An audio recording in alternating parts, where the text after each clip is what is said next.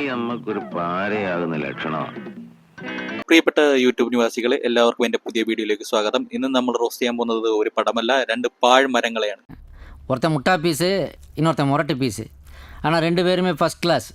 First கிளாஸா sir? ஆமாம், 1ஆம் கிளாஸ் வரைக்கும் தான் പഠിച്ചിருக்காங்க, അതും ഫെയിലി. ആദ്യമായിട്ട് ഈ പോത്തിനെ എപ്പോഴാണ് കാണുന്നത് ഓർമ്മയില്ല, പക്ഷെ എനിക്ക് ഓർമ്മയുണ്ട്. ആദ്യമായിട്ട് ഈ എംബോക്കിനെ ഞാൻ കാണുന്നത് തൊപ്പിനെയും മെഹറിനെയും കുറിച്ച് അപരാധ മീഡിയയിൽ ഇവൻ അപരാധം പറഞ്ഞുകൊണ്ടിരിക്കുന്നതാണ്. അന്ന് രാത്രിത്തെ ലൈവിൽ തന്നെ ഇവൻ ആവശ്യമുള്ളത് വയറ് നിറച്ച് തൊപ്പി കൊടുത്തിട്ടുണ്ടായിരുന്നു. അതിന് പകരമായിട്ട് ഇവൻ മലപ്പുറംകാരൻ മൊത്തം തൊപ്പി തെറി വിളിച്ചെന്ന് പറഞ്ഞ് ഇൻസ്റ്റാഗ്രാമിൽ മൊത്തം തെറി വിളിച്ച ഒരു വീഡിയോ ഇട്ട് തൊപ്പി വലിച്ച് കീറിയോണ്ടാണ് ഈ നാറിയുന്ന 4 പേര് ഇപ്പൊ അറിയണത്. ഇത് സീരിയസ് വിശ്വാസം. നിങ്ങൾ ആലോചിച്ചോക്കെ, ഇന്നലെ ഞാൻ വന്നിട്ട് ഇയാള് വയ്യപ്പോന്ന പൊമ്പിള്ള തെണ്ടിത്തരം പറഞ്ഞതിന് ഞാൻ ഇയാളെ തന്തക്ക് വിളിച്ചു. അതിന് ഇയാൾ എന്ത് ചെയ്തറിയോ? ഇത് മലപ്പുറത്താറ് മലപ്പുറത്താറ മുന്നിൽ വെച്ചിട്ട് അതിന്റെ ബാക്കിൽ ഇങ്ങനെ വിളിച്ചിക്ക, മലപ്പുറത്താറ തൊപ്പി തന്തക്ക് വിളിച്ചതാ നോക്ക്, മലപ്പുറത്താറ തൊപ്പി. അതാ ഇതിന് പകരമായിട്ട് തൊപ്പീനെ തല്ലാനായിട്ട് മറ്റൊരു കോമഡി കഥാപാത്രമായ പാണ്ടിക്കാട് ലോട്ടറി തട്ടിപ്പുകാരൻ കുഞ്ഞാനെയും കൊണ്ട് ഇവൻ തൊപ്പിയുടെ വീട്ടിലേക്ക് പോകുന്നത്. അങ്ങനെ ഇവന്മാര് തൊപ്പിനെ തല്ലാൻ വേണ്ടി കാറും വാടകയ്ക്ക് എടുത്ത് അവിടെ ചെന്ന് തൊപ്പിനെയും കണ്ടില്ല, അവസാനം തൊപ്പിയുടെ പൂട പോലും കണ്ടില്ല എന്ന് പറഞ്ഞ് തിരിച്ചു വരണ്ടായിരുന്നു.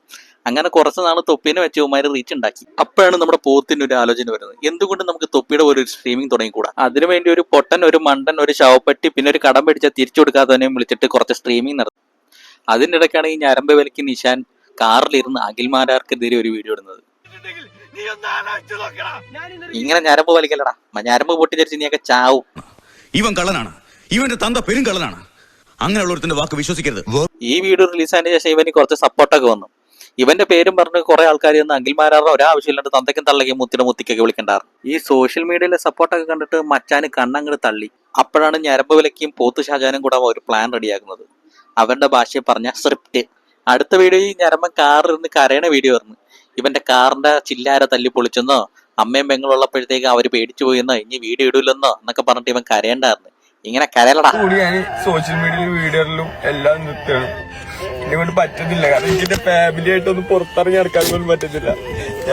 ഞാൻ വണ്ടി ഏതോ 2 ആൾക്കാർ വന്നാണ്ട് കുട്ടുമ്പടക്കം കള്ളന്മാരാ.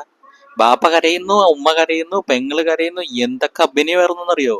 ഇനി അവന്റെ വരവാണ്, പോത്തിന്റെ വരവ്. അങ്ങനെ കാറ് തല്ലിപ്പൊളിച്ചവന്റെ വീട്ടിൽ ചെന്ന് യുവമാര് പൊക്കിയെന്നും അവന്റെ വീട്ടിലെ പരിതാപകരമായ അവസ്ഥ കണ്ടിട്ട് യുവമാർക്ക് മനസ്സലിവ് തോന്നിയിട്ടാണ് അവന്മാര് മുഖം റിലീവ് ചെയ്യാത്തതെന്നാണ് യുവമാര് പറയുന്നത്. ഇത് കേട്ടപ്പോ തന്നെ എനിക്ക് മനസ്സിലായി യുവമാര് ഫുള്ള് ടൈപ്പാണെന്ന്.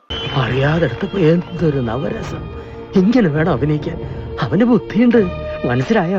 അങ്ങനെ യുവമാര് കുറച്ചു നാൾ നാട്ടുകാരെയൊക്കെ പറ്റിച്ച് സുഖമായിട്ട് ഇങ്ങനെ ജീവിക്കണേയായിരുന്നു. അപ്പോഴാണ് പോത്തിന്റെ PhD ഗ്രൂപ്പിൽ നിന്ന് പുറത്തു പോയ ഒരുത്തന്നെ ഇവരുടെ വീഡിയോ ഒക്കെ ലീക്ക് ആവുന്നത്. ഈ നിഷാൻ എന്ന് പറഞ്ഞ ഞരമ്പ് വലിക്കാൻ വീട്ടിലേക്ക് വരുന്നതും എന്തോ പ്ലാൻ ഉണ്ടെന്ന് പറയുന്നതും കൂടെ ഒരു എഡിറ്റർ എന്ന് പറഞ്ഞ എംബോക്കി ഉള്ളതും എല്ലാം അവൻ പുറത്തു വിട്ട്. അങ്ങനെ യുവമാര് മൊത്തത്തിൽ മൂഞ്ചി.